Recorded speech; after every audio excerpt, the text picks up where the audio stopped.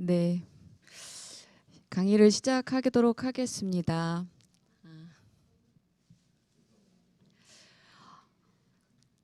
어, 어서 오세요. 네네. 음, 어저께 다들 같이 소개하는 시간 가져서 참 좋았는데 이렇게 앞에서 또 서니까 마음이 조금 색다른 것 같으네요.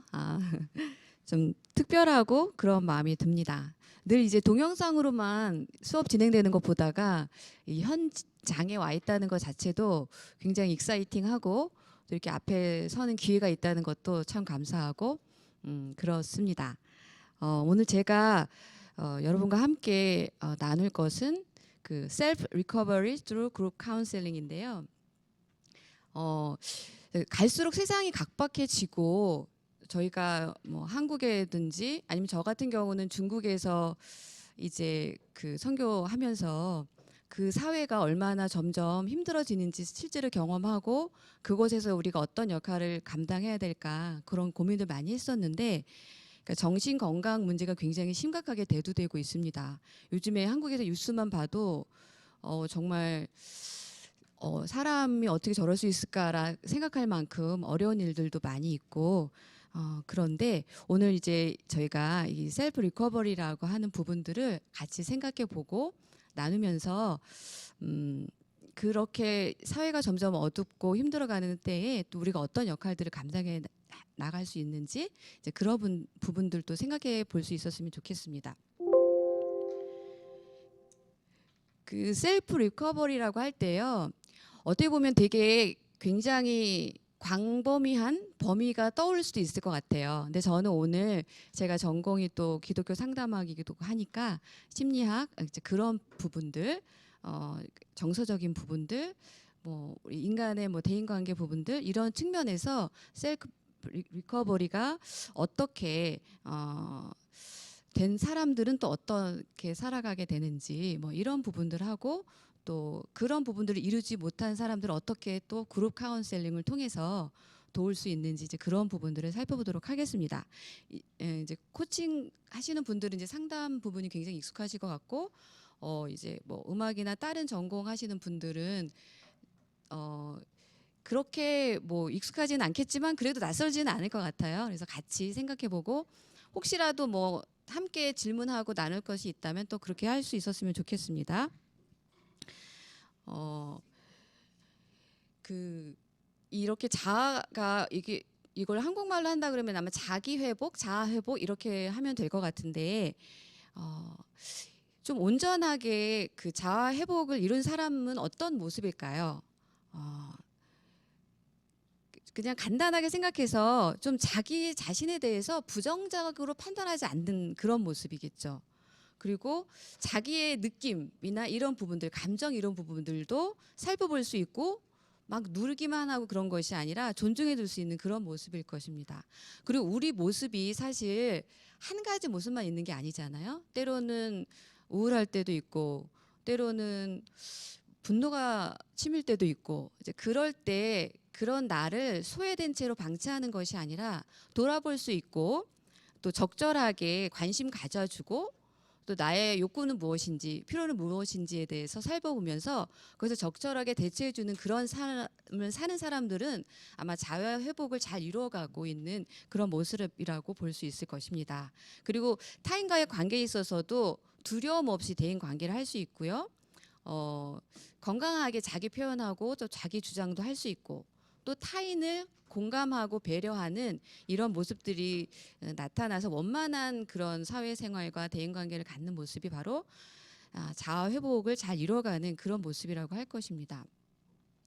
사실 성경에는 그 온전한 사랑이 두려움을 내어 쫓는다고 했어요. 온전한 사랑을 경험한 사람이라면 자기 자신을 바라볼 때 그 사랑의 눈으로 바라보기 때문에 굉장히 긍정적으로 바라볼 수 있고 굉장히 안정된 그런 마음을 가질 수 있을 것 같아요. 그리고 사람과의 관계 속에서도 두려워하거나 뭐 회피하거나 뭐 부끄럽거나 거절감 때문에 뭐 두려워하거나 이런 거 없이 정말 온전한 사랑 안에서 이렇게 회복된 모습을 보일 수 있는데 사실 이러한 모습을 회복하기 위해서 우리가 집단 상담이라는 도구를 한번 써보겠다는 겁니다. 그래서 정말 아까 처음에 시작한 대로 상처나 있고 관계는 망가져 있고 또 어디로 가야 될지 모르고 소망도 없고 출구가 없는 것 같은 그런 사람들을 여러 가지 많은 방법들이 있을 것입니다. 근데 오늘은 집단 상담이 어떻게 이런 사람들을 조금 회복하는 데 도움이 될 수 있을까 한번 생각해 보도록 하겠습니다. 실제로 우리 주변에는 좀 부정적인 자아상을 갖고 있는 사람들이 좀 있죠. 아마 지금 생각하면 어떤 분들이 떠오를 수도 있을 것 같아요. 나의 가족일 수도 있고요. 또 내가 그런 모습일 수도 있을 것 같은데 부정적인 자아상이 어떻게 해서 생겨나게 됐을까요? 어떻게 해서 자기에 대해서 부정적인 이미지를 가지게 됐을까? 아마 성장하는 과정 가운데서 그 양육자가 어떻게 그 아이를 대하고 또 어떤 관계를 했는지가 굉장한 영향을 미칠 것 같습니다. 그래서 무관심한 태도로 그리고 거부하고 학대적인 그런 양육 태도로 아이를 양육했다면은 이제 그런 부모 아래서 또 그런 중요한 타인과 함께 관계하면서 성장한 사람들은 자신에 대해서 부정적인 이미지를 갖게 됩니다. 여기서 학대적인 양육 태도라고 할 때요, 꼭 무슨 뭐 매를 때리거나 아니면 언어적인 폭력이나 뭐 그런 것뿐만이 아니고 마땅히 가져야 되는 필요한 것들을 주지 않는 것도 학대라고 할 수 있습니다. 무관심한 거, 바라봐주지 않는 거, 터치해주지 않는 거, 따뜻한 말로 격려해주지 않는 거, 우리가 골고루 있어야지 건강하게 자랄 수 있는 그런 요소들을 잘 주지 않고 그런 것들이 부재하게 되면 확대적인 그런 상황에 있었다라고 볼 수 있겠습니다. 그래서 이렇게 자란 사람들은 성인이 되어서도 자기와 타인에 대해서 굉장히 왜곡된 내적 이미지를 갖게 됩니다. 그러니까 늘 들어왔던 그런 부정적인 소리, 것들이 자기가 누구인지에 대해서 그렇게 생각하는 것이죠. 꼭 자기에서 대해서뿐만이 아니고 타인에 대해서도 그렇게 부정적인 그런 이미지를 갖게 됩니다. 그러니까 이제 불신하게 되고 이제 거절받을 것도 두려워하고, 자유롭게 관계하지 못하고 감정을 막 억압하고 억제하고, 그래서 정말 이렇게 자기 편안하게 얘기하면서 그런 친밀한 관계를 맺을 수 없는 그런 모습으로 지내게 됩니다. 당연히 대인관계 기술도 굉장히 부족하겠죠. 그래서 어떻게 대처해야 되는지 어떻게 관계해야 되는지 모르기 때문에 쉽게 상처받고 소외되고 고립감을 느끼고 그러다 보니까 삶이 너무너무 어렵고 기쁨이 없고 행복하지 않고 이제 이런 상태가 되는 겁니다. 그런데 이제 긍정적인 자아상으로 조금씩 바꿔가는 것이 우리가 집단 상담을 통해서 하고자 하는 그런 방향인데요. 로젠버그가 이렇게 얘기했어요. 그러니까 그 자존감에 대해서 얘기했는데 자기 자신에 대해서 얼마나 긍정적으로 느끼고 있는가, 얼마나 가치가 있는 사람으로 생각하는가, 이것이 바로 이제 자존감에 대한 개념인데 그 셀프 이스팀 스케일을 이렇게 만들어서 측정해 보는 그런 표가 있더라고요. 굉장히 간단한데 그걸 통해서 이제 뭐 15점에서 25점 사이는 그래도 괜찮다. 근데 15점 이하는 좀 자존감이 좀 낮은 걸로 보겠다. 뭐 이렇게 하는 것들이 있는데 한번 나는 과연 자존감이 어느 정도인가 이제 한번 체크해 봐도 좋을 것 같아요. 여러분 생각에는 한 자존감 나는 좀 높다. 아마 나는 높을 것이다. 네, 제가 봐도 그러실 것 같아요. 어저께 좀 경험해 보니까. 근데 사실 여기 와서 이렇게 공부하고 자신의 삶을 가치 있게 여기고 뭔가 도전해 나가는 분들은 아마 대부분 그 점수가 높을 것 같아요. 그래서 이 긍정적인 자아상을 갖고 있는 사람들은 삶에 대해서 가치감을 느끼죠. 그리고 보람을 느끼고 보람을 느끼는 일들 찾고 자신 있게 행동하는 그런 모습을 보여줍니다. 그 스케일 체크 보지 않아도 분명히 그럴 것 같아요. 그리고 적극적으로 환경을 탐색해서 여기까지 또 오잖아요. 그리고 다른 사람에게 필요한 건 또 무엇인가? 그것까지도 살펴보고 또 막 그걸 권장하기도 하고 도움이 되는 그런 인물들이 되잖아요. 이게 바로 긍정적인 자아상을 가진 사람들이 사회 안에서 또 세상 안에서 하나님 나라 안에서 영향을 주는 모습이라고 할 수 있습니다. 네, 모험을 기꺼이 해서 또 우리가 여기 또 앉아 있습니다. 그렇다면은 우리가 실제적으로 이제 집단 상담을 통해서 자존감을 조금 높일 수 있는 그리고 긍정적인 자아상을 조금 가져올 수 있는 그런 부분들을 우리가 함께 또 알아보도록 하겠습니다. 그래서 우리가 이 집단 상담이라는 과정이 과연 어떤 영향을 주길래 그러한 회복의 효과를 가져오는가. 자존감이 향상되려면 사실 좀 경험이 새로워져야 돼요. 그러니까 이전에 우리가 했던 그 부정적인 경험을 이제 그 토양을 바꾸는 거예요. 그래서 이제 긍정적인 확언을 들 수 있는 토양으로, 지지를 받을 수 있는 토양으로, 나는 그래도 괜찮은 사람이야라는 그런 경험을 새롭게 갖는 것이 우리에게 중요합니다. 사실 우리가 잘 알고 있죠. 좌뇌와 우뇌가 있습니다. 근데 경험을 다루는 영역은 사실 우뇌에서 하는 부분이에요. 그래서 감정을 다루고요. 사실 신앙이 있다고 하면서 그러니까 말씀을 많이 외우고 암송하고 공부했지만 그것이 실제 삶 가운데 나타나지 않는 것은 그러니까 좌뇌는 그런 어떤 지식 같은 걸 습득하는 뇌거든요. 근데 우뇌는 실제로 경험해서 그런 것들을 활용하는 그런 기능을 해요. 근데 이렇게 우뇌가 잘 활성화되지 않았을 때에 지식은 있지만 실제로 삶에서 어떻게 살아내는지 어려울 수 있겠죠. 요즘에 그 뇌공학이 너무 발전하는데 그런 것을 통해서도 많은 증명들을 해가고 있습니다. 그래서 사실 경험하는 뇌는 좌뇌인데 그러니까 우뇌인데 우뇌 안에 긍정적인 경험을 많이 갖고 있으면 자기를 바라보는 것도 굉장히 긍정적이고 타인하고도 어떻게 대처해 나가는지 잘 알아요. 그러니까 긍정적인 경험이라는 건 뭐냐면 내가 부모님과의 관계 속에서 어떤 갈등이 있었는데 엄마 아빠가 그 부분에 대해서 잘 넘어가는 그런 경험을 갖게 했어요. 뭐 격려를 해줬다든가 아니면 뭐 좋은 조언을 해줬는데 그걸 내 감정을 상하지 않게 하면서 뭐 이런 경험을 가진 사람은 또 다른 그런 문제에 봉착하더라도 그 경험한 것이 있기 때문에 어떻게 해야 될지 본대로 할 수 있다는 거죠. 이렇게 운에 저장이 되어 있다는 겁니다. 그래서 근데 이제 부정적인 것으로 가득 찬 사람들을 또 바꾸려면은 이제 그런 새로운 경험들을 가져가야 된다는 겁니다. 그래서 이미 나에게 부정적인 모습이 있지만 그런 것들을 이제 그대로 수용받는 경험이 필요합니다. 사랑받는 경험이 필요하죠. 그래서 사실 기독교 공동체 안에 오는 것이 회복하는 데 굉장한 파워풀한 그 영향력을 줄 수 있어요. 그리스도 안에 그 사랑이 이전에 정말 나라는 존재가 하찮고 정말 가치 없고 보잘것없게만 느껴졌는데 어느 날 기독교 공동체 안에 와서 예수 그리스도의 복음을 받아들이고 또 그 안에 사람들의 그 놀라운 사랑과 축복과 그냥 있는 그대로 모습 환하게 웃으면서 받아들여지는 그런 경험을 가진 사람들은 이제 기억 자체가 좀씩 달라지는 거죠. 그러니까 자아 회복으로 나아가는 그런 길로 들어서게 된 것이죠. 그래서 보면은 실제로 우리 두뇌는 하나님이 창조하실 때 하나님과의 관계 또 타인과의 관계 속에서 그것도 기쁨의 관계 속에서 창조하셨다고 그렇게 말씀하고 그러니까 무슨 얘기냐면 우리 뇌는 우리가 너무 기쁨이 필요하다는 거예요. 사실 말씀에도 그러니까 Joy of the Lord is your strength 그러잖아요. 그러니까 여호와를 기뻐하는 것이 너의 힘이다. 그러니까 기쁨이라는 것이 우리가 살아가는 근원적인 힘이 될 수 있습니다. 그런데 실제로 뇌공학을 통해서 알아보니까 조이 센터가 있다는 거예요.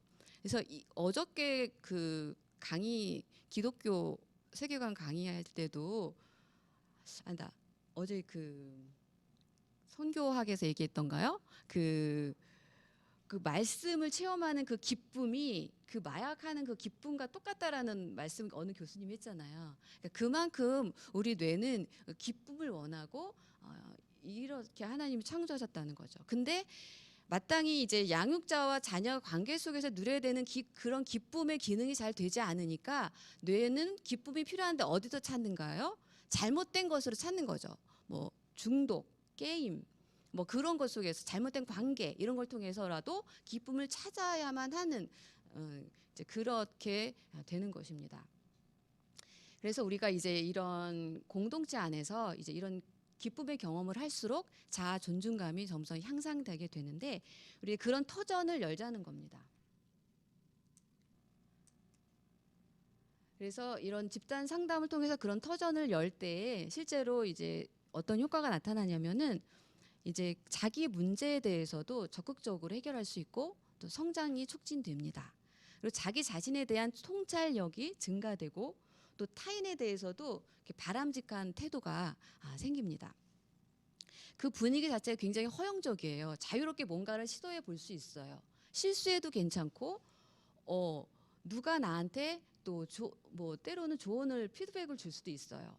이제 그런 걸 통해서 나 자신에 대해서 내가 볼 수 없는 부분도 볼 수 있게 되고 그리고 또 타인에 대해서 또 다양한 관점도 이해하게 되고 이렇게 하면서 자신의 어떤 그 기능들을 최대로 개발시키도록 도와주는 것이 우리가 집단 상담을 통해서 볼 수 있는 효과입니다. 근데 실제로 집단 상담에는 다양한 형태가 있거든요. 집단 상담을 경험해 보신 적이 있으신가요? 그러니까 그러니까 저도 경험해 본 그런 집단도 있고 여기 제가 7가지를 얘기할 건데 그 중에는 저도 아직 잘 이렇게 경험해 보지 못한 것도 있어요. 근데 먼저는 7가지를 살펴보고요. 그동안 내가 이런 집단에 있었구나. 좀 이해를 가져가면 좋고 그럼 나는 내가 처해 있는 곳에서 어떤 집단을 통해서 사람들을 회복을 도울 것인가도 같이 좀 생각해 볼 수 있었으면 좋겠습니다. 첫 번째는 상담 집단이거든요. 이거는 사실 초중고 아까 여기 교수님도 계신데 그런 상담 센터나 학교나 이런 데서 어떤 교육이나 치료나 예방을 목적으로 이루어지는 것입니다. 그래서 이런 세팅된 곳에서 대인관계 기술도 개발하고 또 자신에 대해서 통찰한 것, 또 어떤 새로운 사실을 통찰한 것들을 실제로 실험해보고 그냥 지금 여기에서 나는 어떻게 조금 더 좋은 방향으로 나가고 싶다라는 목표를 설정하고 그것을 이루어가도록 하는 그런 집단의 모델이라고 할 수 있고요. 근데 치료 집단이라는 것이 또 있어요. 이거는 조금 더 이제 그 정신적인 기능이 조금 어려운 사람들, 조금 약간 좀 병리적인 그런 부분들이 있는 분들인데요. 그 장애를 치료하기 위한 목적으로 이루어진 것인데, 그러니까 통원을 하거나 입원을 했을 때 그런 그룹들을 말합니다. 여기서도 사실 이분들이 어떤 사회적인 기능들도 잘 안 되니까 굉장히 소외되어 있겠죠. 따로 떨어져 있고 굉장히 고립되어 있는 사람들이 많기 때문에 이런 집단을 통해서 하려고 하는 거는 사회 안에서 어떻게 사람들과 관계하는지 그런 새로운 지식들을 습득하도록 하고요. 그것들을 적용해 보도록 하고 그리고 이제 이분들 안에는 이제 어려움들이 굉장히 상처가 깊기 때문에 어떤 과거나 이런 정신 역동적인 부분들 어떤 그런 상담의 이론적인 지식들을 가지고 이들을 치료하기 시작합니다. 그래서 아마 다른 집단에 비하면 좀 긴 기간 동안 이 집단이 진행될 수 있습니다. 이 곳 안에서는요, 또 인정받는 경험을 갖고 또 그들 안에서 또 격려받고 서로 지지받고 또 새로운 관계 혼자만 있을 때는 느낄 수 없었던 또 가질 수 없었던 그런 따뜻함 또 새로운 관계들 안에서 조금 더 나은 자신의 삶을 만들어가는 그런 집단입니다. 그리고 이제 세 번째로는 교육 집단입니다. 이거는 조금 그러니까 건강한 편인 분들이 하는 것이죠. 그래서 어떤 교육의 기회를 갖는 거예요. 그래서 다양한 주제에 대해서 또 정보에 대해서 제공해 주기도 하고 또 미래에 대해서 이제 예방하는 차원으로 하는 거. 여기 보면 자녀와 함께 성장하는 부모라고 되어 있는데 이거는 자녀 교육에 대한 어떤 교육 집단이겠죠. 그래서 이거를 인도하는 이제 집단 리더자는 그래도 조금 교육을 해야 되기 때문에 그러니까 전문적인 지식과 또한 이 그룹 안에서 적절하게 또 촉진하는 역할까지 할 수 있는 그런 자질이 있어야겠습니다. 그리고 네 번째로는 성장 집단인데요. 이거는 그 자기 자신에 대해서 조금 더 알고 싶어하는 그런 사람들이 능동적으로 만나서 이루어지는 그런 집단입니다. 그래서 이 안에서도 이제 나의 사고는 왜 이럴까? 또 내 감정은 지금 어떻지? 그 내가 왜 그렇게 행동을 하지? 뭐 이런 부분들을 보게 되고요. 그렇다면 나는 어떻게 그것을 변화시켜 나갈 수 있을까? 이렇게 그런 부분들을 도전해 나가면서 자신의 참 모습들을 볼 수 있는 기회를 제공합니다. 주로 이제 삶에서 일반적으로 나타나는 그런 문제들과 갈등, 그런 관심사들을 주제로 해서 집단을 진행하고요. 이런 집단을 통해서 굉장히 어떤 자신에 대한 통찰을 많이 갖게 됩니다. 여기도 사실 상담 이론이 많이 들어가고, 그러니까 자기가 잘 다루는 그런 기법을 사용할 수 있어요. 뭐 미술 치료를 사용할 수도 있겠고, 아니면 놀이 치료 같은 것을 사용할 수도 있습니다. 그래서 조금 더 또 다양하게 내가 알지 못하는 내가 좀 드러날 수 있는 기회를 주고, 그것을 혼자만 있으면 잘 모를 텐데 같이 모인 집단이 질문을 합니다. 그러면 내가 깨닫지 못한 이런 부분이 있었어? 이렇게 보게 되죠. 좋은 질문을 통해서 자기가 알지 못하는 그 영역을 넓혀 나가기 때문에 굉장히 성장을 촉진하게 되는 그러한 집단입니다. 그리고 이제 과업 집단이 있는데요. 이거는 딱 봐도 어떤 비즈니스나 뭐 그런 산업체 이런 데서 과업을 이뤄가는 데 있어서 어떤 어려움에 봉착했을 때 전문가를 초청해서 도움을 요청하는 거예요. 그래서 그 전문가가 그 집단에 가서 여기에 문제는 무엇인지 그러니까 면밀하게 분석하고, 아마 코칭하시는 분들이 굉장히 예리하게 이런 부분들을 잘 감당할 수 있을 것 같은데요. 그래서 이 집단에는 보니까 이런 관계 안에 이 역동 안에 상호 작용하는 것이 이렇게 선순환이 되지 않는 것이 있구나. 뭐 이런 부분들을 지식을 제공해주고 문제를 해결나갈 수 있도록 또 교정할 수 있도록 해주는 그런 또 집단이 있고요. 그다음에 이제 두 가지 집단이 남았는데 약간 성격이 비슷합니다. 하나는 자조 집단이에요. 이거는 일단 너무 그러니까 정신건강 전문가를 도움을 필요 없는 그러한 사람이거나, 아니면 그 전문가들이 돕는 데는 이미 한계가 있는 이제 그런 문제를 가진 사람들을 위한 집단인데, 대부분 공통적인 문제들을 갖고 있는 분들이에요. 동질 집단이라고 하거든요. 그래서 그런 사람들을 대상으로 하기 때문에 굉장히 집단 응집력, 서로 안에 빨리 그 신뢰가 발달되고 서로 안에 빨리 서로 지지해주고 공감이 빠르고 이런, 그러니까 속도가 빠르죠. 아, 나랑 똑같구나. 뭐 이런 공감도 하면서 위로도 얻고 또 도전도 받는.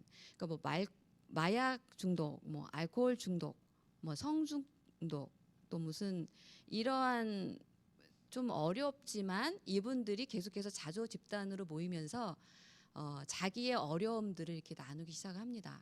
그러면 듣고 여기에 또 나도 또 다른 사람은 나도 그랬어. 나도 이런 어려움이 있어서 또 나눕니다. 그리고 나서 이들이 경험하는 것은 무엇이냐면 내가 혼자가 아니구나.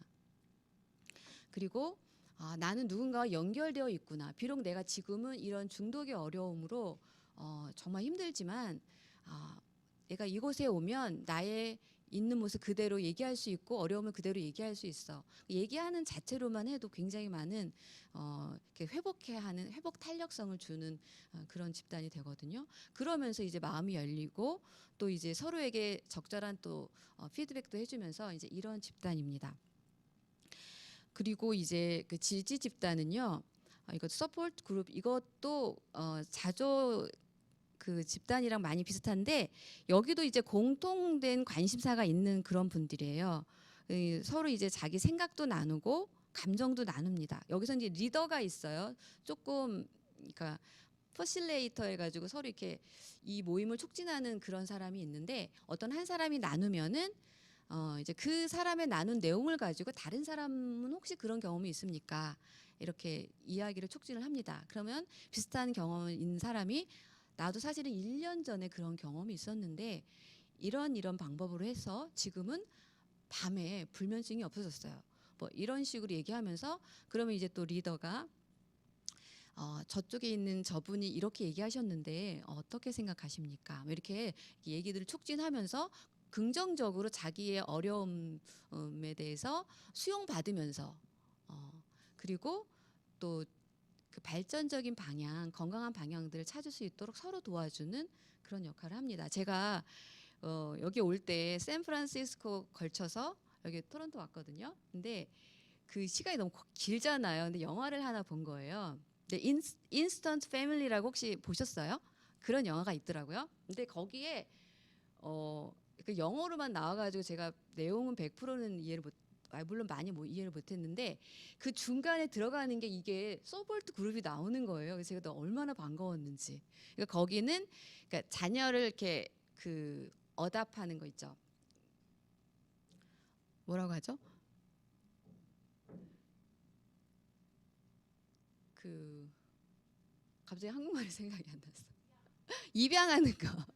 입양하는데 거기는 미국은 굉장히 긴 시간이 걸리더라고요. 그러니까 이 사람이 부모로서 적합한지를 계속해서 판단을 하는 거예요. 근데 이 정말 그 한 번에 3명의 자녀를 이렇게 입양을 하게 되는 거예요. 근데 그 중에 한 명은 또 티네이저야. 감당이 되겠습니까? 그러니까 별별 일들이 다 일어나요 거기서. 그랬는데 이 사람들이 중간에 나오는 게 서포트 그룹인데 이제 그 정말로 가족으로서 그 법원에서 승인되기 전에 그냥 포스터 페어런츠라는 그런 명칭을 주더라고요. 그래서 그러니까 그런 그룹 포스터 페어런츠 서포트 그룹이에요. 가서 내가 이번 주에는 얘네들이랑 무슨 일이 있었어. 그러면서 뭐 막 이렇게 부부가 얘기를 하면 그 다른 사람들이 분위기가 굉장히 심각하지 않아요. 막 웃기도 하고 농담도 하면서 그랬니 뭐 이러면서 얘기하고 뭐 내 생각엔 이래 이러면서 그러니까 그곳에 다녀와서 자기 안에 가졌던 얼마나 큰 스트레스가 있었겠어요.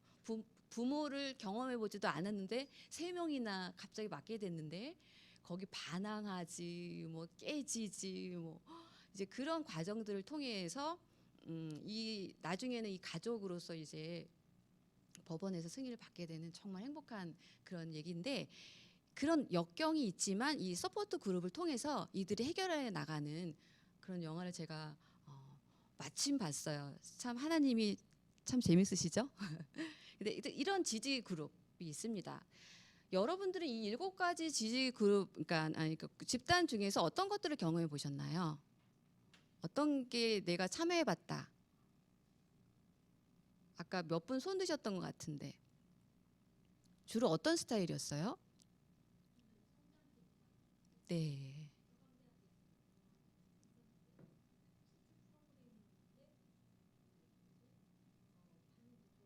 반구조화.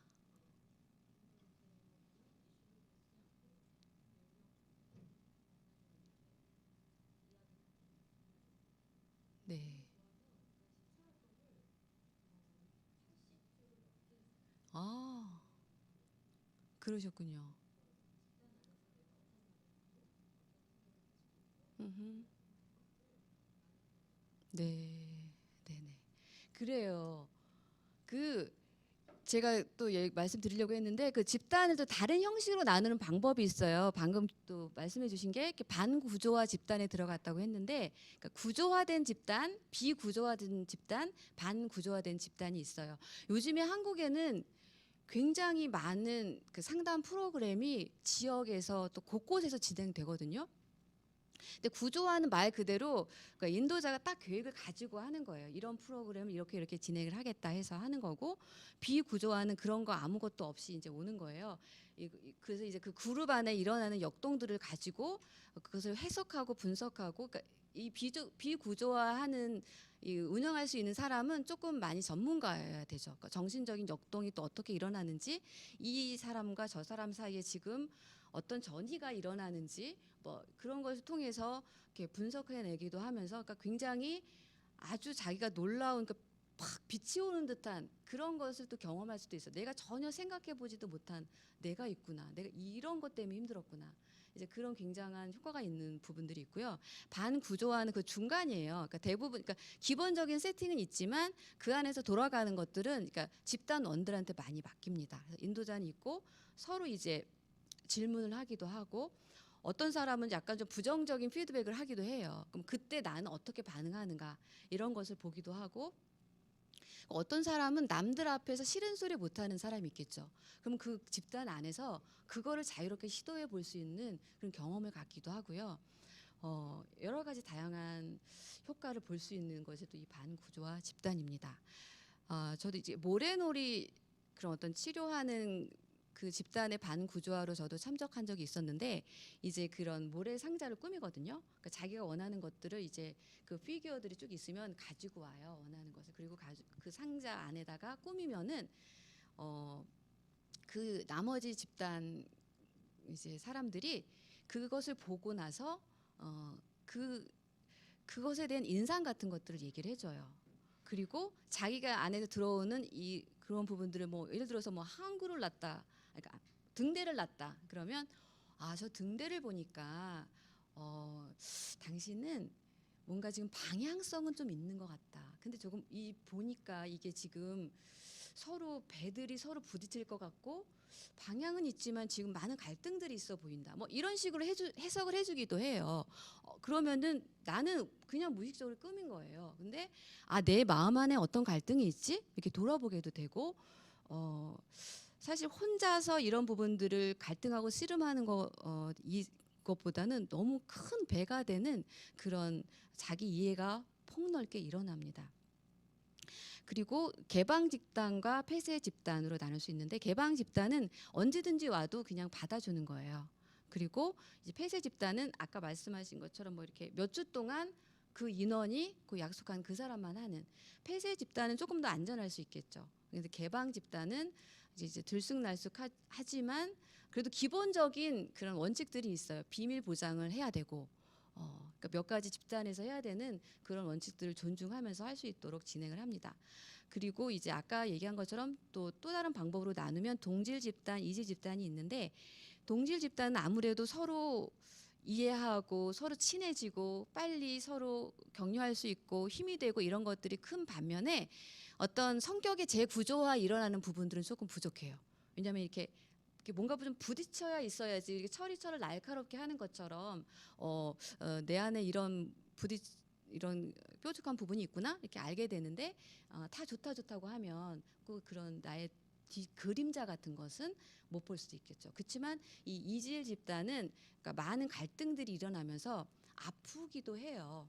아프고 받아들이기 힘들 때도 있어요. 그 집단 안에서 저 사람이 정말 나를 언제부터 한다고 저런 말을 할까 이런 시험에도 들기도 하고 그렇지만 이러한 그래도 거기는 리더가 있고 안전하게 보호된 공간이잖아요. 거기서 한번 부딪히고 또 해결할 수 있는 마지막에는 또 해결할 수 있는 그런 것들을 제공하는 속에서 진행되기 때문에 자신을 잘하게 할 수 있는데 굉장히 도전되는 그런 집단이 또 이질 집단입니다.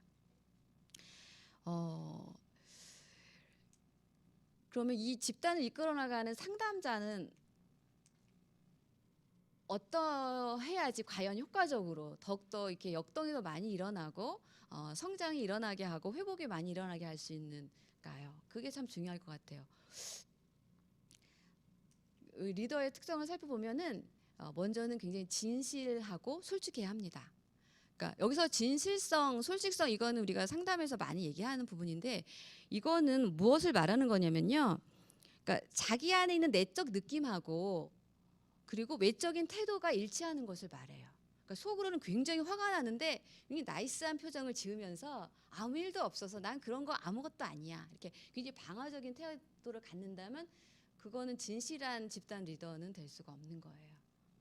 그러니까 이런 부분을 얘기하고 또 자기가 표현한 그 언어와 비언어적인 표현이 일치하는 거예요. 그러니까 무슨 얘기인지 알겠죠? 나 정말 너무 관심을 갖습니다라고 얘기하면서 눈은 딴 데 보고 있다던가 막 이렇게 하면 불일치되잖아요. 그러니까 이런 부분들을 포함한다고 할 수 있고요. 두 번째 요소로는 긍정적인 수용이에요. 워낙 다양한 사람들이 오겠죠. 그러니까 그들을 있는 그대로 평가하지 않고 받아들일 수 있는 그 용량, 그 힘, 그 넓이, 그런 부분들이 필요합니다. 그래서 좀 일단은 무조건적이고 긍정적인 수용받는 그런 부분들이 있어야지 마음을 열고 더 깊은 데로 나아갈 수 있게 합니다. 그래서 스스로 자기가 바라봐야 될 문제를 바라볼 수 있는 힘을 제공해 주게 됩니다. 그리고 세 번째로는 공감적인 이해인데요. 매 순간 그 한 사람 한 사람이 말하는 그 대화를 굉장히 면밀하게 듣고 관찰을 해요. 그래서 이 사람이 지금 내면 안에서 무슨 경험을 하고 있지? 이 사람 생각에는 어떤 어려움이, 이렇게 다양한, 뭐 예를 들어서 그 인지행정 치료적인 이론으로 접근한다 그러면 이 사람이 이런 그 뭐지? 완전 흑백 논리의 사고를 갖고 있구나. 그러니까 갖고 있는 거예요. 갖고 있지만 그 마음 안에서는 이 사람이 얼마나 큰 아픔이 있었으면 이렇게 좀 왜곡된 사고를 갖고 있을까. 그러니까 이게 두 가지가 같이 가는 게 사실은 공감적 이해예요. 무조건 극률함과 불쌍한 마음만 갖는다고 해서 공감이 아니고요. 한편으로는 이 사람에게 가장 적절한 방향을 볼 수도 있으면서, 그리고 그 아픔을 그대로 내가 받아서 느낄 수 있는 그런 공감적 이해가 필요합니다. 그리고 이제 실제로 집단 리더가 어떤 역할을 했는지에 대해서 또 한번 살펴볼게요. 이제 집단 분위기를 조성을 해야 합니다. 그래서 굉장히 안전하다는 느낌을 받아야 돼요. 굉장히 신뢰가 중요하죠. 내가 무엇을 얘기해도 괜찮다, 받아들여질 수 있다. 그리고 여기에서 일어나는 모든 것들은 비밀 보장을 한다. 그리고 함부로 충고하거나 조언하지는 않는다. 그러니까 상대의 유익을 위해서 어떤 부분들을 얘기하는 것이지 비판적인 태도를 하지 않는다. 뭐 이런 조건들이 있어요. 그리고 시간을 좀 지킨다. 뭐 여러 가지 그 집단 안에 필요한 것들을, 기본적인 것들을 구조화하겠죠. 그리고 실제적으로 의사소통이 이루어지도록 촉진하는 역할을 잘 감당해야 돼요. 그리고 집단원들은 잘 모르잖아요. 어디서부터 어느 때까지, 어느 깊이까지 나눌지 모르잖아요. 근데 무조건 다 이렇게 내놓는다고, 다 노출시킨다고 해서 또 다 좋은 것은 또 아니에요. 그래서 때로는 그 한 사람 한 사람의 일어나는 역동을 보면서 너무 푸시하지 않고, 또 어떤 다른 집단원이 다른 집단원을 이렇게 푸시하는 경우에는 조금 그 집단원을 좀 보호할 수 있는 그런 안목도 있어야 되고, 잘 조율해 갈 수 있는 그런 능력, 그런 역할을 해 나갈 수 있어야 합니다. 그래서 이제 한 사람에 대해서 일일이 뭐 반응할 필요는 없지만은 어떤 때는 이렇게 필요에 따라서 이 집단 리더도 자기 노출이 할 필요가 있어요. 이것들이 굉장한 영향력을 끼쳐줄 수 있습니다. 그리고 이제 집단 활동할 때 이렇게 종결에 앞서서 그 시간에 어떤 것들을 경험했는지 한번 돌아보게 할 수도 있고요.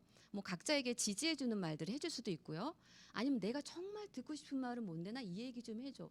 뭐 이렇게 해서 마무리를 지을 수도 있고요. 그때 분위기에 따라서 그날에 배웠던 것들을 잘 적용하고, 또한 삶 속에서 어떻게 실천할까를 이렇게 도전해주는 그런 역할까지도 해낼 수 있어야 합니다. 근데 사실 집단을 운영하다 보면은 굉장히 다양한 사람이 있기 때문에 문제들이 많이 발생할 때가 있어요. 그래서 어떤 문제들이 있고 이런 부분들을 어떻게 조금 해결하면 좋은지, 이런 부분도 알면 좋을 것 같죠? 서로 소통이 안 되고 막 어디서 지금 무슨 뭔가 들끓고 있는데 뭔지는 모르겠고 뭐 그런 경우들이 있겠죠. 그러니까 어떤 집단원은 굉장히 대화를 독점하는 그런 사람이 있어요. 이 사람은 왜 이렇게 대화를 집중할까요? 자기가 독점하려고 할까요? 어쩌면 이렇게 주의 집중 받는 거에 너무 관심을 갖게 되는지도 모르겠어요. 인정받기 원하는 마음이 많을지도 모르겠습니다.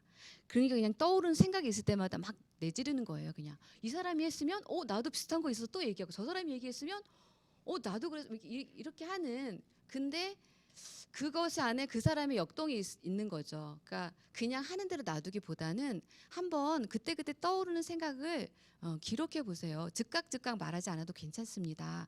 뭐 이렇게 도움을 줄 수도 있고요. 중요한 포인트는 왜 저 사람은 모든 사람이 얘기할 때마다 계속해서 대화를 스스로 이렇게 막아서고 혼자서만 하지? 그러니까 그런 부분을 애정 어린 눈으로 관심을 갖고 봐주는 겁니다. 그래서 도움을 줄 수 있어야 하는 것. 그리고 이제 그 습관적인 불평을 하는 사람들이 있어요. 근데 이 사람들은 그 많은 사람들 앞에서 지적하지 않아야 하고요. 나중에 따로 이렇게 조용히 불러서 어떤 어려움이 있는지 좀 물어봐주고 그리고 이제 정중하게 협조를 요청할 수 있어야 합니다. 그리고 오히려 이렇게 불평을 얘기하는 사람보다는 그 집단의 활력을 불어넣어 줄 수 있는 그런 사람에게 조금 대화의 기회를 줘서 좀 분위기를 조금 더 촉진하는 고양시키는 분위기로 바꿔나갈 수 있겠죠.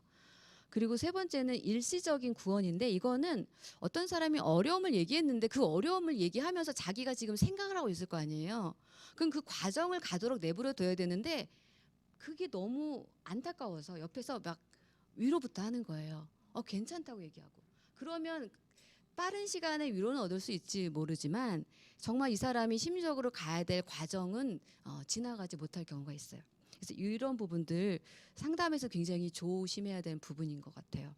그리고 쉽게 칭찬하지 않고 쉽게 너무 짧은 시간에 인정해버리면 이 사람들이 가야 될 과정을 놓치게 되는 그렇게 됩니다. 그리고 또 어떤 사람들은 계속 사실적인 이야기만 늘어놓는 사람들이 있어요. 그러니까 계속 상황만 얘기하는 장황하게 늘어지는 거죠. 그러니까 이런 사람들은 이제 과거의 경험이든 뭐 어저께 경험이든 그 경험한 일을 지금 그것 속에서 너가 느끼는 그 감정은 무엇이니? 어떤 생각이 들었어? 그러니까 지금 여기에 초점을 맞춰서 얘기할 수 있도록 도와주는 것이 필요합니다. 그러면 그 감정을 만나면 점점 더 진실하게 토로하게 되고 자기 마음을 만나게 돼요. 내가 그때 왜 그렇게 좌절됐지? 그게 뭐였지? 그 사람 그 눈빛이었어 사실은. 그러니까 자기는 그 좌절된 기분만 막 얘기를 하고 있는데 사실은 그 눈빛이 나를 계속 말을 시키도록 한 거죠. 그러니까 그런 것들을 발견하게 하는 어떤 그런 게 더 필요하다는 겁니다. 얘기를 많이 하는 것보다는. 그리고 다섯 번째로는 질문 공세하는 사람들이 있어요. 또 이 사람 계속해서 어떤 사람한테 또 물어보고 저 사람한테 물어보고. 그러니까 이러한 사람들은 그 상대의 유익을 위해서 하는 것이 아니고 그냥 단순한 자기 호기심일 수 있거든요. 그러니까 이런 부분들은 오히려 그 질문을 하는 그 자신에 대해서 돌아보게 하는 게 필요해요. 왜 그런 질문들이 떠올랐을까요? 당신은 왜 그게 또 궁금할까요? 그러니까 이렇게 하면서 오히려 자기에게 초점을 한번 맞춰볼 수 있도록 하면 도움이 될 수가 있겠습니다. 그리고 적대적인 태도를 갖고 있는 사람이 있어요. 그러니까 농담하고 빈정거리고 또 비판적인 그런 태도를 보이는 사람들. 이러한 경우는 성인 중에 있을지 모르겠어요. 저는 별로 경험을 못 해봤는데 아마 이렇게 청소년 집단 같은 경우에는 아이들이 조금 삐딱하게 그럴 수 있거든요. 그러니까 그럴 때 좀 미성숙한 이런 반응을 할 때는 조금 이제 전체적으로 피드백을 한 번씩 해주는 게 좋아요. 집단원들이 저 친구가 이렇게 반응했을 때 너는 무엇을 느꼈는지 나는 무엇을 느꼈는지 한 번씩 이렇게 돌아가면서 얘기를 하면 나의 이런 행동과 말이 상대에게 이런 영향을 주는구나. 그런 거를 배울 수 있는 기회도 되겠죠. 그리고 의존적인 자세. 이건 뭐냐면 이 사람은 그러니까 결정 잘 못하고요. 할 수 있으면 남이 좀 결정해 줬으면 좋겠어. 자신 있게 나는 이런 사람이야 잘 스스로 얘기 못하고 할 수 있으면 남이 나한테 좀 칭찬해 줬으면 좋겠어. 남이 나한테 할 수 있다라고 확신을 줬으면 좋겠어. 이런 태도를 가진 사람이거든요. 혹시 주변에 누가 그런 사람 있나요? 어때요? 그런 사람하고 같이 옆에 있으면 좀 답답할까요? 저는 최근에 같이 일하시는 분이 그러니까 모든 생각은 다 있는데 꼭 물어보시는 거예요. 어떻게 할까? 이렇게 해도 될까? 막 계속 물어보는데 그럼 이렇게 하는 건 어때요? 그러면 그건 아니에요. 나는 이미 생각은 있는데 뭔가 확신이 필요해. 그러니까 혼자 확신을 가지 못해 의존적이죠, 굉장히. 옆 사람이 조금 한마디 보태주는 그 힘으로 가는 그런 사람들이에요, 한 걸음씩. 근데 물론 옆에서 지지해주고 잘할 수 있어라고 말해주는 것도 필요하지만 때로는 그런 유익을 얻으면 이 사람 평생 그렇게 누군가 옆에 있어야만 가게 되잖아요. 그거를 끊어내는 것도 필요합니다. 그래서 혼자서 해볼 수 있도록 이제 그렇게 다룰 수 있어야 합니다.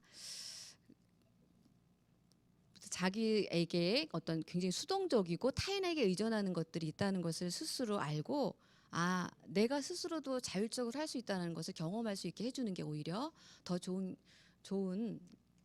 그에게는 필요한 게 되겠죠. 그 이제 우월한 태도 같은 경우는 자기는 문제가 없어요. 가만히 앉아 있고 한번 얘기해 보라고 하고 계속 이제 듣기는 듣는데 자기는 아무런 문제가 없는 이제 그런 태도이죠. 이런 식의 반응은 집단을 어떻게 만들까요? 굉장히 부정적인 영향을 줍니다. 그리고 나는 문제가 없기 때문에 굉장히 위에서 아래로 보는, 아 너는 그래서 이게 문제야라는 태도가 있기 때문에 먼저 자기를 개방했던 사람도 갈수록 위축이 돼요. 얘기하고 싶지 않죠. 그래서 집단에 정말 조금 더 촉진되고 더 힘든 얘기, 조금 더 나누기 어려운 얘기들을 또 나누면서 서로 그것을 직면하고 거기서 자기를 만나고 또 어떻게 성장하는지 그 방향을 찾아야 되는데 그것을 가로막게 하는 역할을 하기 때문에 이런 태도 좀 조심하도록 할 필요가 있고, 계속해서 충고를 일삼는 이 사람도 사실은 우월한 태도랑 많이 비슷한 것 같아요. 근데 충고를 듣는 사람은 어떨까요? 굉장히 나는 뭔가 좀 계속해서 실패하고 뭔가 도움만 받아야 되는, 사실은 내가 충고를 듣기보다는 이 마음을 알아줬으면 좋겠어라는 태도, 그런 동기로 나눈 건데 충고부터 들어오면 마음이 확 다치게 되겠죠. 그래서 정말로 그 공감하고 같은 그런 높이에서 그들과 함께하는 충분한 그런 것들이 이루어지지 않고 나서 하는 충고는 약이 되지 않습니다. 해가 되죠. 그래서 이런 사람들은 왜 나는 계속해서 이 사람의 답이 보일까? 얘기를 하면은 힘들었겠다, 공감이 안 되고 답을 주는 거예요. 너는 이래서 그래. 그게 문제잖아. 이런 사람들은 좀 돌아보게 할 필요가 있습니다. 어떤 역동이 있길래 그 사람 어떤 그 공감하고 함께 있어주는 것보다는 답을 찾아내 주려고 할까? 잘못된 것을 고쳐주려고 할까? 이제 그런 부분들에 대해서 좀 살펴보도록 하는 게 필요합니다. 그리고 이제 소집단을 형성하는 거예요. 그러니까 이렇게 그 한 그룹이 있는데 그 안에서도 몇몇의 이렇게 집단이 있는 거죠. 그러면 이제 전체적인 흐름에는 방해를 주기 때문에 이런 부분은 조심해야 되고요. 그다음에 지성화, 주지화하는 것은 무엇이냐면 감정 노출을 꺼리고 계속해서 지적인 부분만 언급하는 겁니다. 그러니까 이런 경우에는 대부분 많이 불안하기 때문에 그런 경우가 있어요. 사실은 나의 이런 속마음이 드러나면 굉장히 불안한 거죠. 과연 내가 받아들여질까? 뭐 이런 마음이 있기 때문에 그 진정한 아픔, 그걸 나누기보다는 그거를 통제하는, 누르고 계속해서 그 지적인 것들에만 관심을 갖고 그런 것만 얘기하는 것인데, 이런 것들은 서로 집단의 그 신뢰감을 형성하는 데 굉장히 저하가 됩니다. 계속해서 이성적인 발언만 하기 때문에 굉장히 감시받는 느낌이 들어요. 저 사람은 저렇게 감정도 얘기하지 않고. 그래서 이런 부분들도 조심해서 다뤄줘야 되고요. 실제적으로 이 사람들에게는 한번 그 감정을 표현할 기회를 한번 주는 것도 필요할 것 같아요. 만약에 그런 감정을 느끼지 못하고 그것을 표현할 수 있는 부분들이 어렵다면 뭐 역할극 같은 것을 주면서 실제로 한번 그 감정을 만나보도록 하고 그것을 해보는 그런 기회를 줘도 좋겠죠. 그 반대로 또 너무 감정화되는 사람이 있어요. 굉장히 감정이 풍부해서 막 너무 슬퍼서 그 집단 안에서 혼자서 울고 관심에 집중이 되는 그런 사람들이 있을 경우에 이 사람은 아마 자기가 집단에 유익을 준다라는 잘못된 생각을 갖고 있을 수도 있어요. 근데 이 한 사람에게만 너무 큰, 또 지나치게 많은 시간이 집중되면은 그 집단 전체적으로는 효과적이지 않겠죠. 그래서 시간과 여러 가지 그 상황들을 고려하면서 그런 아픔과 고통은 인정해 주지만 좀 잘 마무리하고 이후에 뭐 집단이 끝난 다음에 조금 더 기회를 준다던가 이런 식으로 마무리하면 되겠습니다. 그리고 소극적으로 참여하는 그런 사람들이 있어요. 계속 침묵하는 거죠. 근데 침묵에는 사실 생산적인 침묵이 있고 비생산적인 침묵이 있거든요. 그러니까 생산적인 침묵은 그냥 그 시간에 자기를 맡기고 때로는 말하지 않고 자기 마음을 정리해 보기도 하고, 이런 침묵들은 굉장히 필요한 것입니다. 기다려줘야 돼요. 그럴 경우에는. 근데 어떤 자기의 열등감에서나 아니면 집단에 누구에 대해서 저항감이 온다거나 아니면 제대로 집단원이 어떤 일을 하는지 그 역할을 이해하고 있지 못하거나 어떻게 진행해야 되는지 불확실할 못한다거나 여러 가지 원인들을 있겠죠. 그러면 그런 부분들 무슨 두려움은 없는가 보면서 도와주는 게 필요합니다. 그래서 제가 오늘 몇 시까지 하는 거죠? 12시까지 하는 거죠? 어때요? 좀 도움이 되시나요? 집단에 대해서? 너무 생소한가요?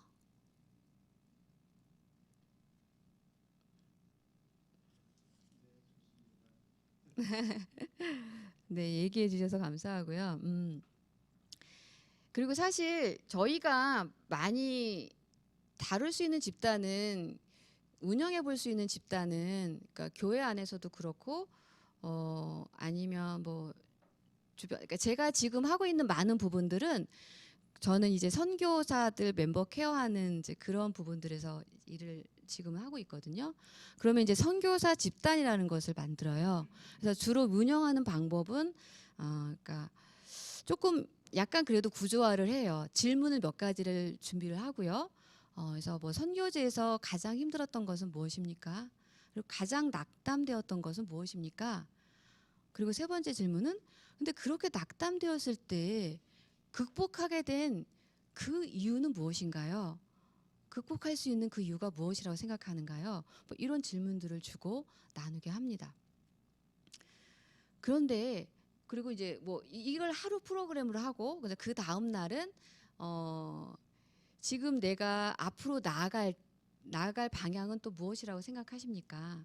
근데 그 나아갈 방향에서 걸림돌이 되는 것은 무엇이라고 생각하십니까? 뭐 이런 질문들을 가지고 나누면 어떤 사람은 자기 걸림돌이 개인적인 것일 수 있고 어떤 사람은 뭐 환경적인 것일 수도 있어요. 구조적인 거, 뭐 가족, 뭐 여러 가지 있지만 그런 질문들을 통해서 자기의 현재를 돌아보게 하고 또 미래를 준비하는데 내가 뭐가 필요하겠구나.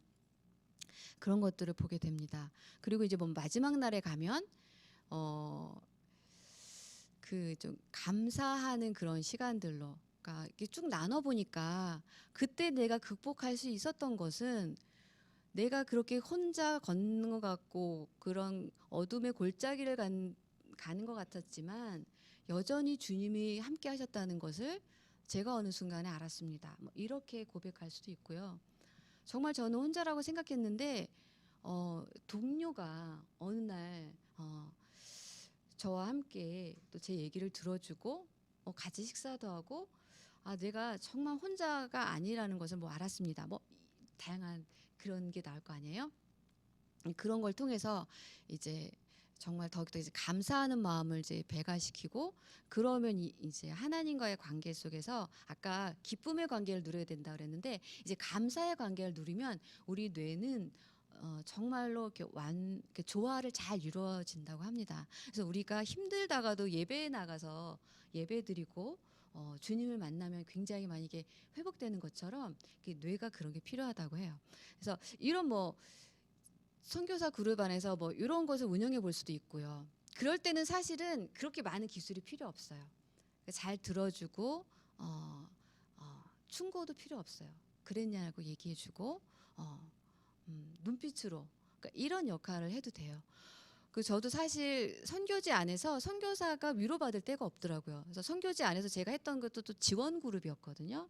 그래서 근데 그 지원 그룹 안에서는 일부에는 조금 제가 상담에 대해서 조금 그러니까 지식을 전달했어요. 가르쳤다기보다는 한 30분 정도 사람에 대해서 이해하기 위해서 기본적인 것들을 가르치고 그리고 나서 그걸 배우면서 어떤 것들이 느껴졌는지를 또 이제 감정과 또 그 주위에 있었던 어떤 자기에게 어려움이 되는 것들을 나누게 합니다. 그러면 한 사람이 나누고 나머지 사람은 나눠줘서 정말 고맙습니다. 당시에 그 어려움을 우리와 함께 공유해 주셔서 고맙습니다. 그런 태도로 들어줬을 때 아무것도 하지 않았어요. 근데 정말 그 선교제 안에서 그 스트레스가 해소되겠다고 하고 정말 짐 싸서 돌아가고 싶었는데 정말 1년은 더 버틸 수 있습니다. 그러니까 이렇게 말한 사람이 있어. 어디 가서 내가 이 힘든 얘기를 할 수 없었는데 여기 오니까 안전하고 절대 비밀 보장이거든요. 그런 걸 통해서 굉장히 서포트 더 그 주님의 사역을 감당할 수 있도록 하는 그런 일들을 했었는데 여러분 주변에는 이런 게 필요 없을까요? 사실 코칭하시는 분들 또 무슨 가르치는 분들이 더 누구한테 가서 얘기하기 힘들어요. 그러면 뭐 그런 코워커들 그런 집단을 만들 수 있는 거죠. 그래서 우리가 무슨 얘기든지 안전한 이 공간에서 서로 무슨 얘기든지 얘기하자. 그리고 여기서는 우리가 이런 약속을 지켜보자. 충고하지 말자. 들어주고 그냥 지지해주자. 그랬느냐고 인정해주자. 이제 그런 것 한번 시범적으로 한번 해보셔도 좋을 것 같아요. 굉장히 많은 효과가 있습니다.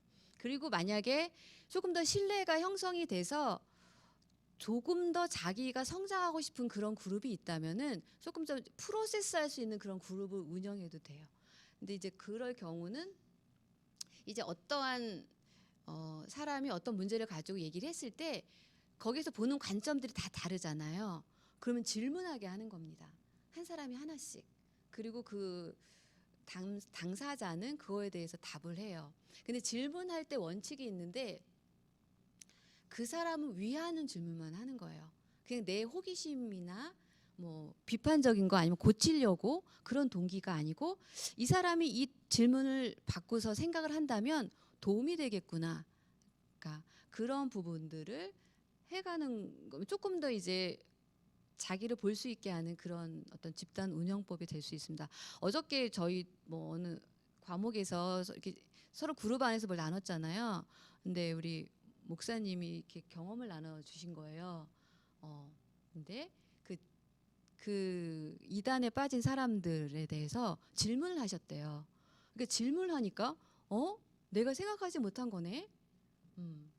이제 그러면서 다시 성경을 보고 찾아보고 왜 너는 이 개역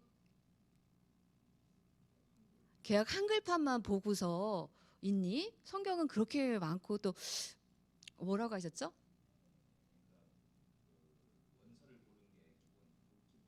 음. 그렇죠. 원서를 봐야지 원래 저자의 의도를 더 잘 알 수 있는데 한 번역본만을 가지고 여기 논리에만 너는 그렇게 빠져 있니? 이렇게 질문하기 시작했을 때 생각해 보게 되는 거죠. 그러면서 이제 그 이단의 집단에서 나오게 되고 새로운 인생을 살아가게 되는데 예를 들면 이제 이런 집단 안에서도 생각해 볼 수 있게 하는 그런 질문을 던져주고 그 안에서 생각을 할 수 있으면 성장하는 것 같아요. 잘하는 것 같아요. 왜냐하면 스스로 찾아가기 때문에 그렇습니다. 우리가 이제 답을 주기 시작하면 그냥 그 상태예요. 그래서 생각해 보도록 하고 자기가 자율적으로 해결해 보고 찾아간 경험이 있다면 그만큼 성장하게 하는 겁니다. 사실 집단 상담이 이제 그러한 역할을 감당하게 하는 것입니다. 이제 집단 상담의 이제 기술들 사실 이거는 이제 상담사가 기본적으로 이제 많이 알아야 될 부분들인데요. 이것도 좀 간략하게만 조금 설명을 할게요. 자기 노출하기 이런 부분들이 필요합니다. 그러니까 적절하게 해야 되고 그 사람들과 내가 유사하다는 것을 전달할 수 있어야 되고 그걸 전달함으로 말미암아 가깝게 느껴질 수 있어야 돼. 저분도 나랑 다르지 않구나. 이런 어려움이 있었구나. 더 신뢰하게 되겠죠. 그리고 어쩌면 모범적인 행동일 수도 있겠어요. 그리고 마음이 열려지게 되는 그런 계기가 되죠. 근데 구체적으로 노출할 때는 지금 현재 여기서를 나누어야 되는데 두 가지 방면에서 내가 실제로 이 현장에서 느끼는 느낌을 나에 대한 느낌을 얘기하는 것과 또 하나는 전체를 보면서 전체를 보니까 지금 내가 이런 우리 집단 안에는 지금 이런 어려움이 있는 것 같다. 이런 분위기다. 대충 감싸고서 돌아가려고 하는 것 같다. 뭐 예를 들면 뭐 그런 것들 나눌 수 있습니다. 그리고 피드백을 주고받는 거 굉장히 조심스러우면서도 중요한 기술입니다. 근데 피드백할 때는요. 사실을 진술하는 거예요. 어떤 가치 판단, 그 사람에 대한 어떤 판단하는 거, 막 변화를 강요하고 그런 게 절대로 아닙니다. 실제적으로 구체적으로 관찰한 내용에 대해서만 하는 거예요. 그리고 이제 그 행동이 일어난 직후에 하면은 더 효과적이죠. 그리고 실제적으로 그 행동에 대한 대안이 뭔지 제시해 줄 수 있을 때 이 피드백은 더 효과적입니다.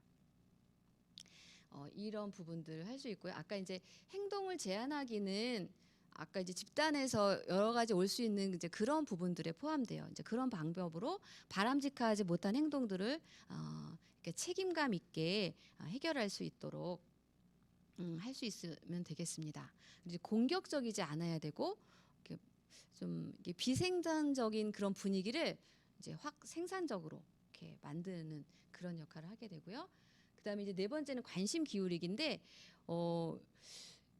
관심은 눈빛 그들의 눈빛을 또 그들의 몸짓을 표정을 말과 동작 이런 것들을 보면서 즉각적으로 내가 보고 있다. 내가 관심이 있다. 이제 이런 것들을 보여주는 것들을 말합니다. 그러면은 그것은 어떤 역할을 하면 내가 굉장히 중요한 사람이구나를 느껴요. 이 관심이라는 거는 관심을 받은 인물은 내가 이렇게 중요한 사람이구나를 느끼게 되는 굉장히 치료적인 어떤 그런 행동이 될 수가 있습니다. 그리고 촉진하는 것들, 그래서 이제 생각을 자꾸 이제 끌어내기 위한 거, 여기 몇 가지 예가 있는데 다른 분들은 좀 어떻게 생각하시는지 궁금하네요. 이제 공공님은 계속 침묵을 하고 계신데 혹시 무슨 생각하고 계실까요? 영희님은 눈물을 흘리는 것을 제가 보니까 지금 혹시 어떤 생각을 하고 있는지 너무 궁금해요. 뭐 이런 식으로 해서 그 마음을 나누도록 촉진하는 것들 그런 기술이 있어야 되겠죠. 그리고 명료함이 반영인데 이거는 어떤 사람들은 감정에 대해서 회피하는 사람들이 있어요. 그 현장에서 보여요. 이제 억압하고 있는 것 같아요. 이제 그럴 때 지금 굉장히 당황한 기색이 보이는데 그러면서 이제 화제를 딴 데로 돌리시는 것 같아요. 뭐 이런 식으로 이제 감정적인 부분들 어떤 부분들이 어려우셨나요? 뭐 이렇게 얘기할 수 있고 뭐 행동적인 부분들에 대해서도 이제 반영을 해줄 수 있겠죠. 그러니까 그 행동, 그 감정이 무엇인지를 조금 이름 붙여주고 그리고 나서 그거에 대해서 이제 반영해주는 것을 말합니다. 그래서 지금 그러니까 뭐 예를 들어서 지난주에 뭐 선생님이 해오란 과제를 해가지 않아서 내 지금 마음이 힘들다. 그때 막 혼나서 힘들다. 뭐 이런 얘기를 하는데 뭐 대부분의 분위기가 너의 책임에 대해서는 얘기하지 않고 선생님이 너무했어. 막 이런 식으로 만약 흘러간다면 그때 그런 행동에 대해서 이렇게 피드백해 줄 수 있는 거.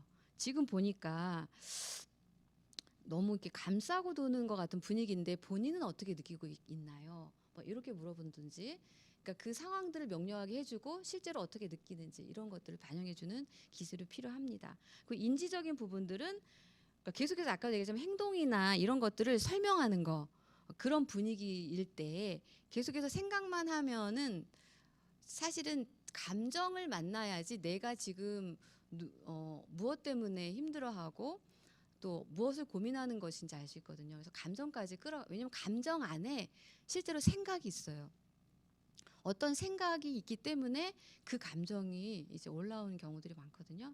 그래서 그 감정을 만나게 해주는 것이 굉장히 필요합니다.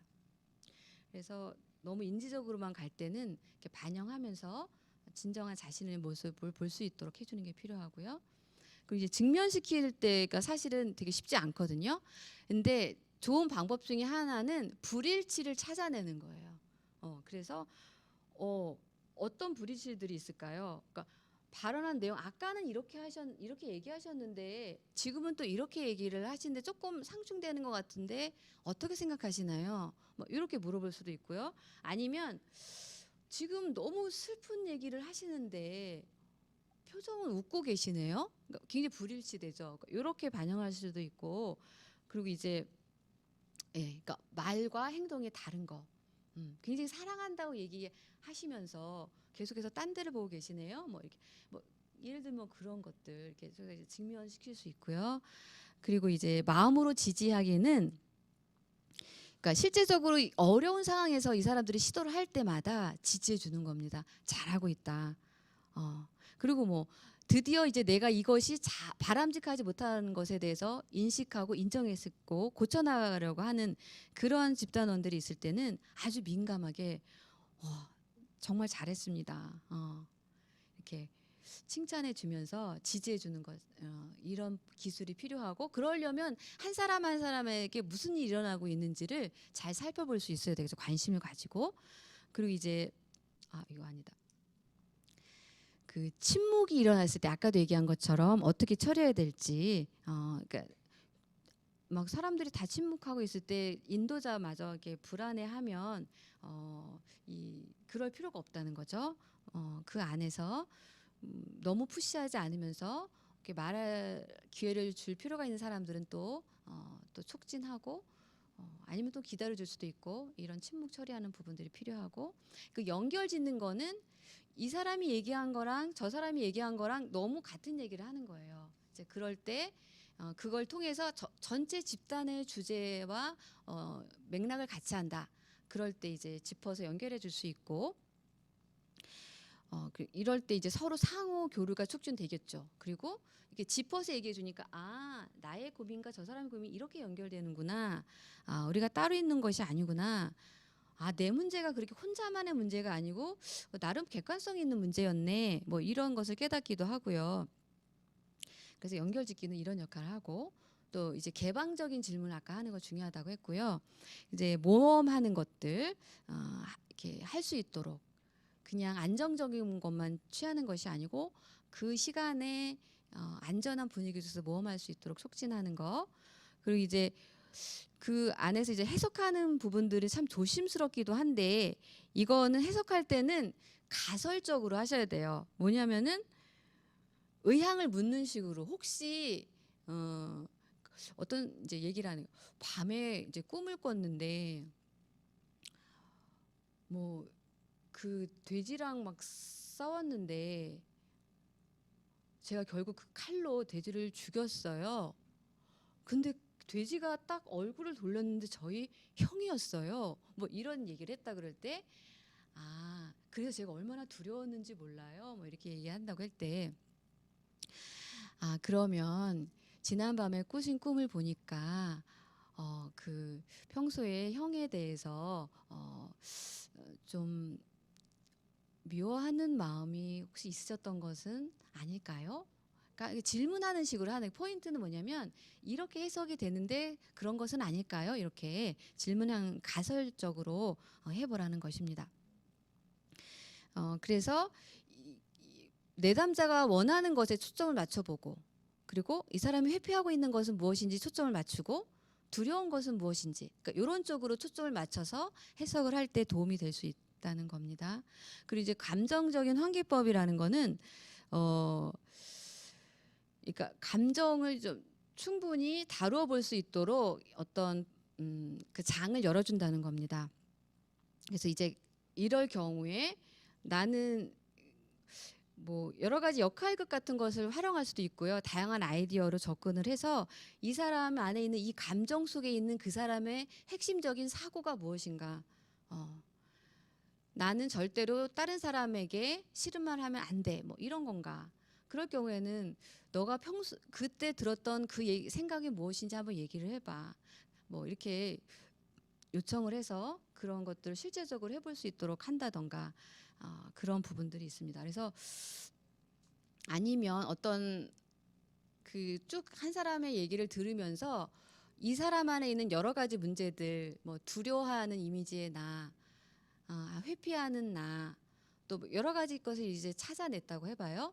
그러면 이제 그런 역할들을 각 집단원에게 맡기는 거예요. 이 사람의 두려움의 부분들은 당신이 맡으세요. 이 사람의 뭐 회피하는 부분은 당신이 맡으세요. 아니면 이 사람의 공격적인 부분은 당신이 맡으세요 하면서 그 사람의 입장이 돼서 그 두려움에 사로잡힌 사람이 할 수 있는 얘기를 한번 해보도록 역할을 주고, 뭐 공격적인 부분들, 그러니까 어떤 스토리가 있겠죠. 지금은 주진 않았지만 그때 어떤 공격적인 말을 할 수 있는지 이렇게 해보게 하는 거예요. 그러니까 이런 것을 통해서 그 사람 자기가 눌러놓고 억제된 감정들을 제3자가 하는 걸 보면서 내가 이런 모습이 있구나를 이렇게 볼 수가 있고, 자기를 찾아가게 하고 이해하는 데 굉장히 도움이 되겠죠. 감정을 눌러놨던 그런 부분 속에서. 그래서 여기까지 이제 살펴봤고요. 이제 마무리를 하려고 합니다. 이제. 그래서 이제 사실 집단 상담에서 지금까지 쭉 제가 다룬 내용 중에서 많이 강조했던 부분들은 우리 안에 이게 코리가 말한 여기 안에 신뢰가 있어야 된다. 서로 수용되는 그런 분위기여야 된다.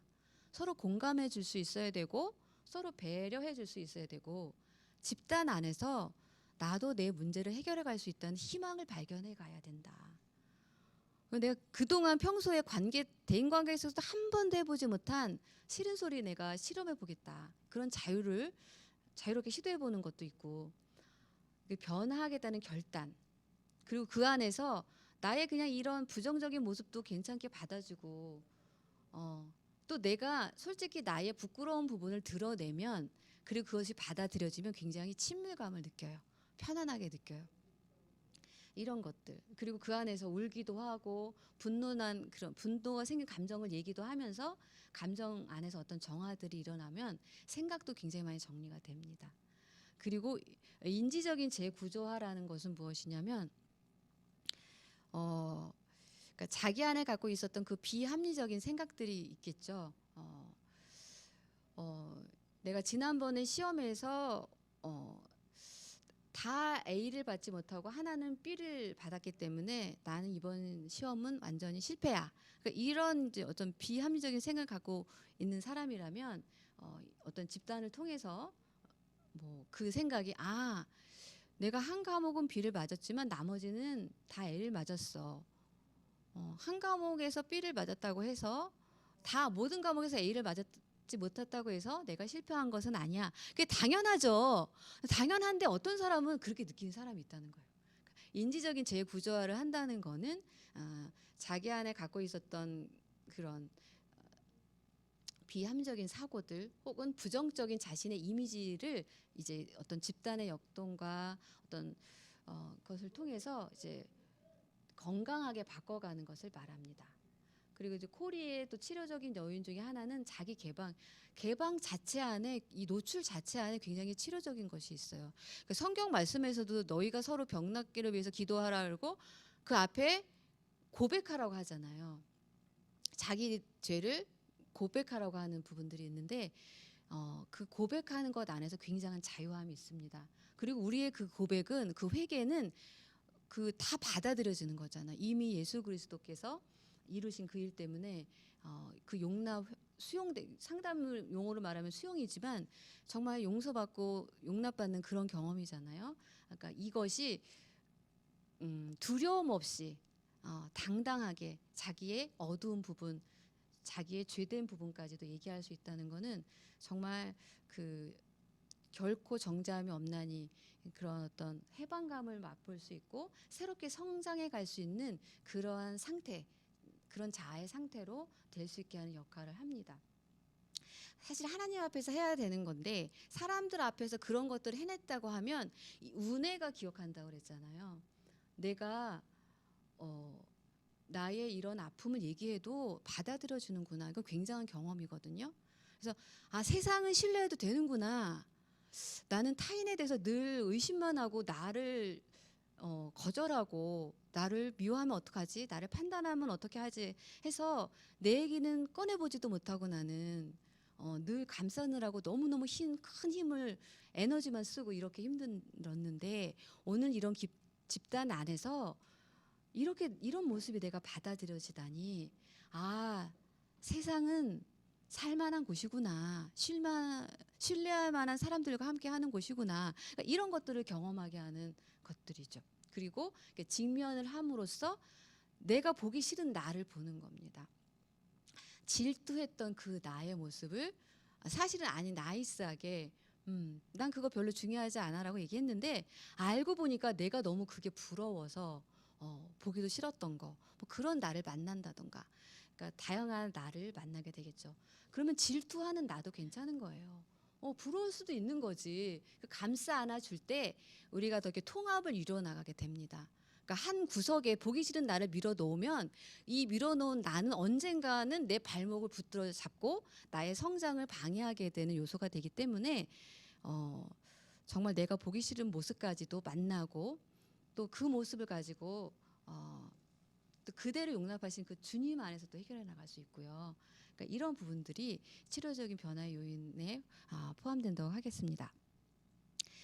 나머지 옆에 거는 비슷한 내용입니다. 그리고 이제 마지막으로 유의점. 아까도 몇 가지 얘기했는데요. 먼저 집단에 대해서 이게 어떤 집단인지에 대해서 잘 이해할 수 있도록 소개를 하고 정말 그 비밀 보장, 그 집단 안에서 어떤 역할을 해야 되는지도 얘기해 주고요. 그리고 언제든지 떠날 수 있는 자유가 있다. 강제적으로 통제하거나 이런 것이 아니죠. 그리고 정말 중요한 거는 상담자가 갖고 있는 능력의 한계에 맞게 하는 게 중요해요. 이게 바로 유능한 사람이 자기가 할 수 있는 부분이 어떤 건지를 알고 그것까지 합니다. 예. 그래서 사실 이런 작업을 통해서 우리는 그 사랑의 터에 뿌리를 박는 겁니다. 그래서 온전하신 그 사랑, 우리를 위해서 생명을 내어주기까지 사랑하신 그리스도의 그 사랑 안에 우리의 그 뿌리를 내리면 그 안에서 생명이 될 수 있는 영양분들이 다 공급을 받아서 우리가 회복하고 성장하게 나가게 됩니다. 그래서 오늘 이렇게 자아 회복, 셀프 리커버리를 어떻게 집단 상담을 통해서 이루는가를 살펴봤는데요. 오랜 시간 들어주셔서 감사합니다. 혹시 질문은 없으시죠? 네, 감사하고요. 혹시 있으시더라도 차후에 식사나 교제하면서 또 저도 또 경험해보지 못한 것도 많잖아요. 그러니까 그런 거 서로 듣고 배우고 그런 시간 와 있는 2주 동안 우리가 충분히 활용하면서 서로에 있는 장점도 배우고 그랬으면 좋겠습니다. 감사합니다.